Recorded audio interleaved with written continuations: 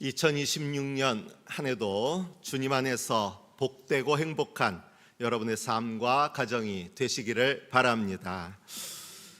해가 바뀌면 사람들 마음에 그래도 올해는 좀 나아지겠지 하는 기대가 생깁니다만 갈수록 그런 희망보다는 체념의 경향이 더 짙어지는 것 같습니다. 올해라고 뭐 나아지겠어? 하는 생각들이 더 많아진다는 겁니다. 기울어진 운동장이라는 말이 등장한 것도 벌써 오래되었는데 이미 기울어진 운동장 위에서 운동화 끈만 조여맨다고 해서 달라질 것이 없다 하는 생각이 우리를 지배합니다. 더군다나 소득이 높아지고 기술이 발전하면 인류의 고통이 줄어들고 모두가 최소한의 행복을 누릴 수 있을 것이라는 그런 무한 성장의 신화마저 이제는 무너지면서 이런 패망감은 더욱 커지고 있습니다. 신년 벽두부터 미국의 베네수엘라 무력 침공과 그리고 이것을 보고하면서 마치 TV쇼 같았다고, 자기가 처음부터 끝까지 다 지켜봤는데 TV쇼처럼 참 멋진 일이었다고 웃으며 자랑하는 그 트럼프를 보면서 섬찟하다는 생각이 들었습니다. 그러지 않아도 한 야당 대표가 오늘 아침에 그런 말을 했더라고요. 똑같은 일이 북한에서 벌어지지 말라는 법도 없다. 얼마나 두렵겠습니까? 그러다 보면 정치적 오판도 할 수 있는 기회가 더 많아지는 거예요. 이건 결코 웃으며 넘길 만한 일이 결코 되질 않아요.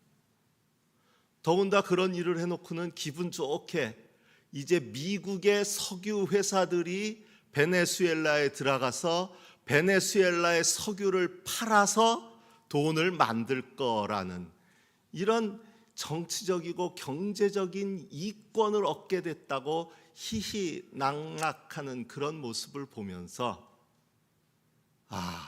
새해라고 우리는 꿈에도 꾸지 못하면서 우크라이나의 전쟁이 올해는 좀 사그라지기를, 이스라엘 중동의 저 전쟁이 이제는 좀 끝나기를 기도하면서 새해를 맞았더니 엉뚱하게 전선이 확대되는 그런 두려움을 느끼게 됩니다.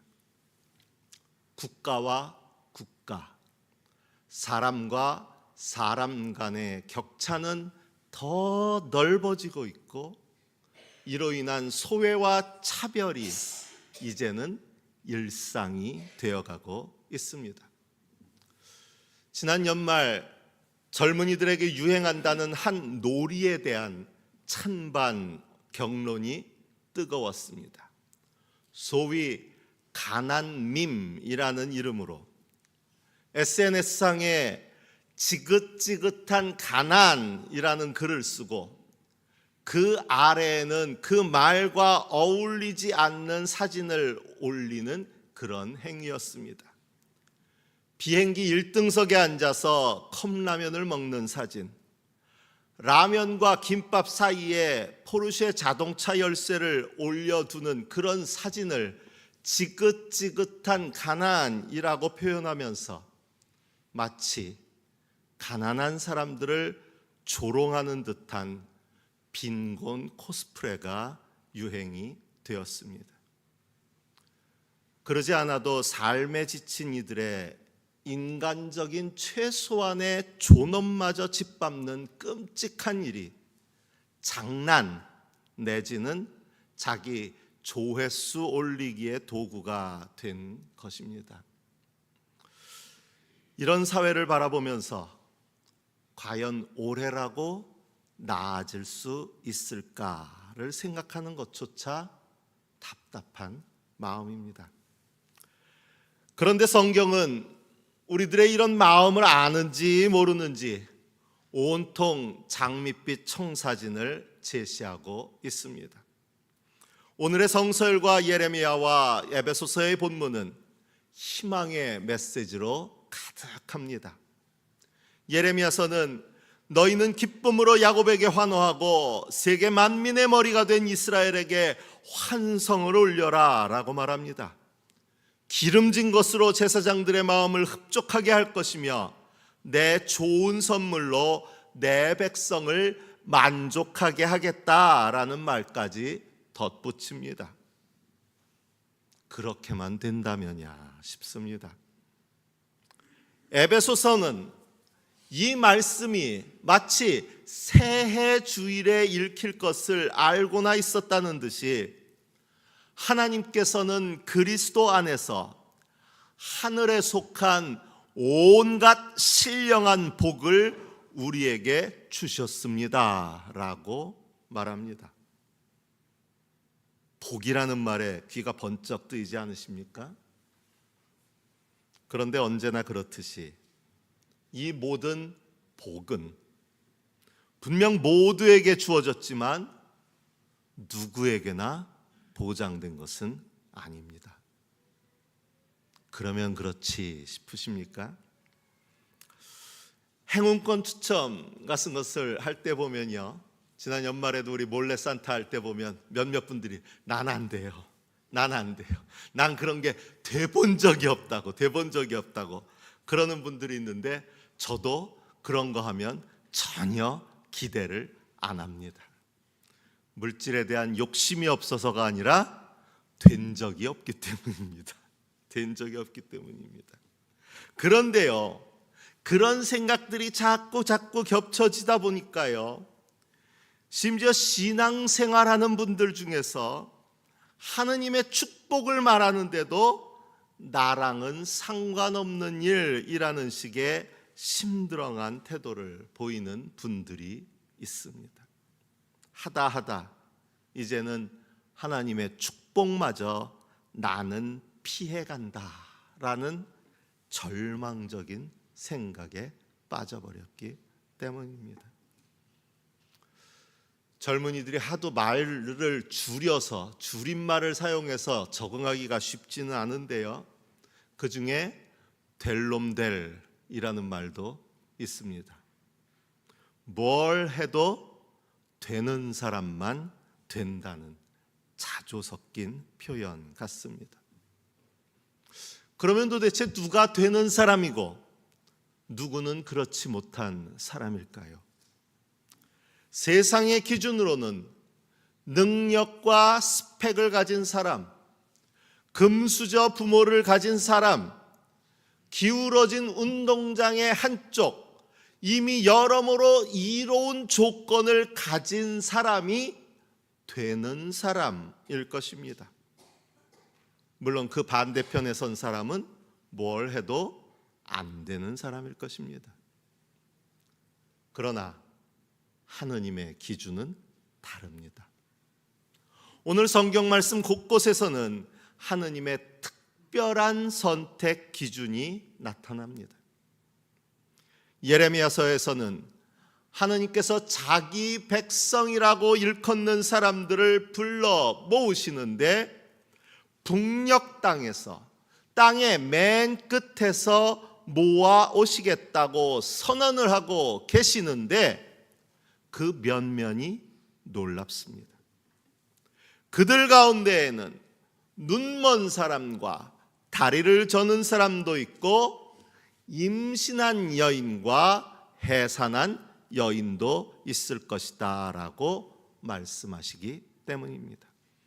물론 요즘의 기준으로 보자면 임신한 여인이나 해산한 여인은 특혜를 받는 그런 사람들이지 그렇게 눈먼 사람이나 다리를 저른 사람과 똑같다라는 것이 언뜻 이해되지 않을 수 있지만 당시 세상의 기준으로는 여인이라는 이름만으로도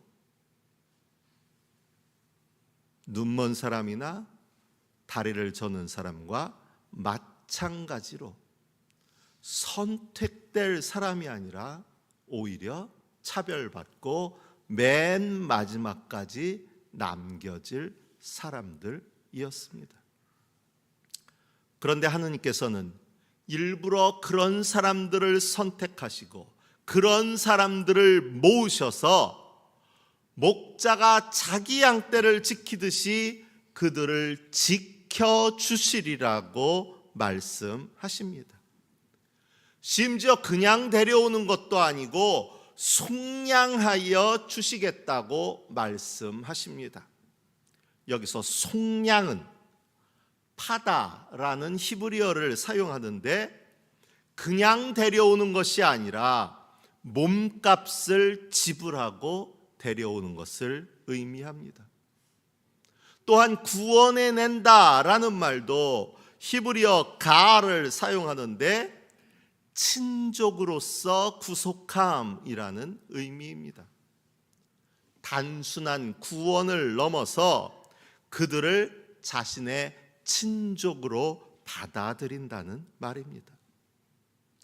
이처럼 하느님께서는 그들을 데려오시기 위해 어느 뭐로 보나 세상의 기준으로는 자격 미달인 그들을 데려오시기 위해 선택하시기 위해 값을 치르셨고 그런 그들을 자신의 피부치로 받아들이셨다는 것을 의미합니다. 그렇게 주님께서는 값을 치르면서까지 그들을 모아 오셔서 그들과 함께 춤을 추며 기뻐하고 즐거워할 것이라고 선언하고 계십니다. 그들이 이제껏 당하던 슬픔을 기쁨으로 바꾸어 놓고 그들이 이제는 근심에서 벗어나 기뻐할 것이라고 말씀하십니다. 에베소서에서는 이런 선택은 예정이라는 이름으로 표현되고 있습니다. 하나님이 세상 창조 전에 그리스도 안에서 우리를 택하셨다는 것입니다. 그런데 이어지는 말씀이 은혜입니다. 하나님 앞에서 거룩하고 흠이 없는 사람이 되게 하셨다라고 합니다.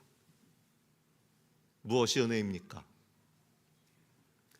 하나님 앞에서 거룩하고 흠이 없는 사람이어서 선택하신 것이 아니라 그저 우리를 택하시고 사랑해 주셔서 우리가 하나님 앞에서 거룩하고 흠이 없는 사람이 될 수 있게 하셨다는 말입니다. 그렇게 그 택하심은 은혜입니다. 그리고 이러한 그들은 예레미야서의 구원과 마찬가지로 그저 택하신 것에 그치지 않고 그들을 하나님의 자녀 삼으시기로 예정하셨고 그리스도 안에서 우리를 상속자로 삼으셨다고 선언하고 있습니다. 제가 여기다 메모를 하나 놓았어요. 이런 건 아멘 해도 되는 거 아닌가요? 저와 여러분이 그럴 만한 자격이 있어서 선택한 것도 아닌데 우리를 그저 은혜로 선택하셔서 우리가 하나님의 자녀가 되고 하나님의 상속자가 되게 하셨다는 말이에요. 이제 우리에게 중요한 것은 선택받을 자격이 아니라 너는 과연 그런 자격이 있느냐 하는 이 선택받을 자격이 아니라 선택받은 자로 살아가는 믿음입니다. 그리고 이런 믿음의 사람들을 요한복음은 그를 맞아들인 사람들이라고 부릅니다. 이 사람들이 주님의 오심에 직접적으로 관여하거나 기여한 바는 없습니다. 주의 오심은 하느님의 전적인 은총의 사건, 사랑의 사건입니다. 어둠에 빠져 있던 세상에 오셔서 모든 사람을 비추는 빛이 되어 주셨습니다. 그렇게 이것은 은혜에 은혜를 더하여 받은 선물입니다. 이번에도 역시 그 선물을 받은 사람들의 자격 요건은 중요하지 않습니다. 우리가 예수 그리스도라는 최고의 선물을 받을 만한 자격이 있어서 최소한 아이들이 부르는 크리스마스 노래처럼 울면 안 돼, 울면 안 돼, 울지 않고 착하게 살아서 선물을 받은 것도 아니에요. 아무 자격 없지만 주님께서는 예수 그리스도라는 최고의 선물을 우리에게 주셨습니다. 우리가 받을 자격이 있어서 받은 선물이 아니에요.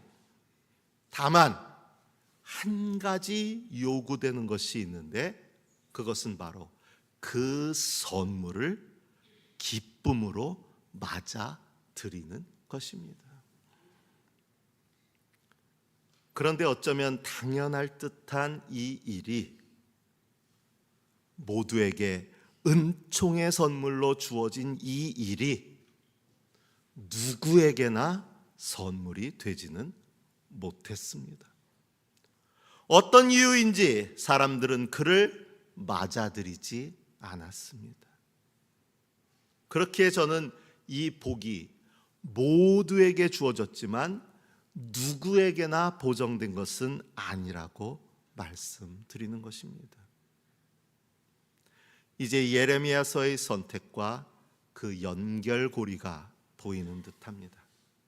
다만 독특하게만 보였던, 하느님은 참 취향도 독특하시지, 멀쩡한 사람들, 자격 있는 사람들 다 내버려두고 왜 어디가 부족한 저 사람들만 선택하시는 걸까? 너무나 착하셔서, 너무나 자비로우셔서 저렇게 하시는 걸까? 라고만 보여졌던 남은 자들, 눈먼 사람과 다리를 저는 사람들, 임신한 여인과 해산한 여인은 바로 세상에서는 그 어떤 선택도 기대할 수 없었기에 오직 하느님의 은총의 선택을 바라볼 수밖에 없는 사람들이었고, 그렇기에 그들이야말로 오신 주님을 두 팔 벌려 맞이한 사람들이 되었다는 것입니다. 올해가 되면서 이미 많은 것을 갖고 있는 사람들은 자기가 투자해 놓은 주식으로 인해서, 자기가 사놓은 부동산으로 인해서, 자기가 이미 준비해 놓은 모든 조건들로 인해서 새로운 기대를 갖고 시작하지만 자기가 기대할 만한 아무것도 가지지 않은 사람들은 그야말로 아무것도 갖지 않았기에 뭘 기대할 수밖에 없어요? 하늘만 바라보고 기대할 수밖에 없었다는 이야기예요. 그렇기 때문에 하늘로부터 오신 그 예수 그리스도를 꼭 붙잡았던 사람은 그럴 만한 자격을 갖지 못한 사람들이었던 겁니다. 오히려 그럴 자격을 갖고 있었다는 왕궁의 헤롯은, 그럴 자격을 갖고 있었다는 성전의 제사장들은 예수님을 외면하고 맞아들이지 않았습니다. 죄송한 표현으로 예수 없어도 충분히 먹고 살 만한 사람들이었기 때문입니다. 올해 처음 나눠드린 말씀과 삶, 그 묵상글 중에 오늘 이 복음서의 본문을 다룬 것이 있어서 보니까 맞아들이다로 번역된 헬라어 람바노는 단순히 손님을 맞아들이는 수동적인 의미를 넘어서 붙잡다, 꽉 쥐다, 내 것으로 취하다라는 적극적이고 능동적인 의미가 담겨 있습니다. 물에 빠진 사람이 구조대의 밧줄을 필사적으로 붙잡는 것과 같다라는 말입니다. 세상이 요구하는 기준을 충족하지 못한 그들이었기에 그만큼 절박한 심정으로 그들을 부르신 주님을, 그들을 위해 빛으로 오신 예수님을 붙잡았다. 마치 생명의 동아줄을 붙잡는 것처럼 그렇게 꽉 붙잡았다라는 말입니다. 제가 아직 읽어보지는 못했는데 세계적인 베스트셀러가 된 소설 Midnight Library라는 책이 있습니다. 이 책은 2020년에 발표한 소설로 만약 다른 선택을 했다면 내 인생은 어떻게 달라졌을까라는 질문을 중심으로 전개되는 작품입니다. 이 소설 속의 주인공 노라 시드는 자신이 선택하지 않았던 수많은 만약, what if의 삶들을 상상하면서 그때 내가 만약 내가 선택하지 않았던 그 수많은 만약을 상정하면서 결국 그래서 현재 내 삶은 실패라고 단정 짓습니다. 그렇게 스스로 실패자로 단정하고 우울한 삶을 살아가던 그녀였지만 죽음의 문턱 앞에서 새롭게 깨달은 것은 자기 삶을 파괴했던 것은 상황이 아니라 그 상황을 바라보는 자신의 시선이었다는 것입니다. 그녀는 이렇게 고백합니다. 우리가 삶을 바라보는 방식이 곧 우리의 삶을 결정한다. 삶은 이해되는 것이 아니라 살아내야 하는 신비다. 어쩌면 많은 사람들이 지난 시간들을 돌아보며 후회와 아쉬움만을 말할지도 모릅니다. 내가 놓쳐버린 그 수많은 기회의 시간으로 인해 나는 지금 행복할 자격을 잃었다고. 그래서 내 인생은 실패한 인생이라고 생각할지도 모릅니다. 새해가 되어도 아무런 기대조차 할 수 없는 사람이 되었는지도 모릅니다. 그러나 하느님은 이러한 체념과 절망, 낙담의 어둠을 뚫고 오늘도 우리를 찾아오십니다. 오셔서 우리 눈에 감춰졌던 그 새로운 희망을 이야기하십니다. 그것은 바로 주님이십니다. 그리고 오늘 우리를 찾아오신 그 주님이 내가 너를 택하였노라고. 그러니 이제 나와 함께 춤추자고 손을 내미십니다. 그 주님이 오늘 여러분의 슬픔을 기쁨으로 바꾸어 주시겠노라고 그렇게 말씀하시는 줄로 믿습니다. 이 주님을 기쁨으로 맞아들이는, 꼭 붙잡는 여러분 모두가 되시기를 바랍니다. 하나님이 여러분의 스펙이 되고 하나님이 여러분의 가능성임을 믿음으로 받아들여 2026년을 복되게 살아가는 여러분 모두가 되시기를 바랍니다. 주신 말씀을 마음에 새기며 묵상합니다.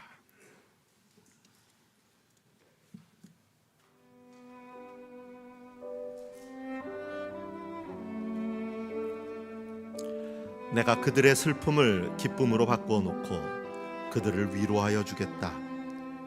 그들이 근심에서 벗어나서 기뻐할 것이다.